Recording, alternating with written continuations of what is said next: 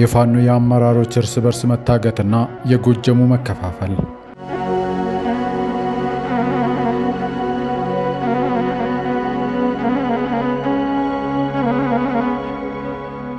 በትግል ስም ጫካ የገቡት ነገር ግን የአማራን ሕዝብ ለከፋ መከራና ስቃይ የዳረጉት የፋኖ ስብስቦች ዛሬ የጥፋት ጉዟቸው ወደ መጨረሻው ምዕራፍ እየተሸጋገረ ይመስላል። የክልሉን ሰላም በማደፍረስ ሕዝቡን ወደ ሲኦል የለወጡት እነዚህ የሻዕቢያና የወያኔ ቅጥረኛ ተላላኪዎች አሁን ደግሞ የለመዱትን የእርስ በርስ መገዳደልና መከፋፈል ድራማ ወደ አዲስ ምዕራፍ አውርዶታል። ፋኖ ከተመሰረተ ጀምሮ ለሕዝብ ደንታ የሌላቸው በጎጥና በሰፈር ተከፋፍሎ የገዛ ወንድሞቻቸውን ሲያርዱ የቆዩ መሆናቸው የአደባባይ ምስጢር ነው። የአማራ ሕዝብ በእነዚህ ስብስቦች ምክንያት መጠነ ሰፊ ጉዳት ደርሶበታል። የጎጃም ፋኖንን በሚሉት መካከል የተፈጠረው ስንጥቅ ደግሞ የቡድኑን ማንነት ቁልጭ አድርጎ የሚያሳይ ሆነዋል። መሰረተ ቢስ በሆነ የጎጥ ፖለቲካ ተቧድኖ ሕዝቡን ዋጋ ሲያስከፍሉ የቆዩት እነዚህ ኃይሎች ዛሬ በገዛ እጃቸው እርስ በርስ እየተባሉ ይገኛሉ።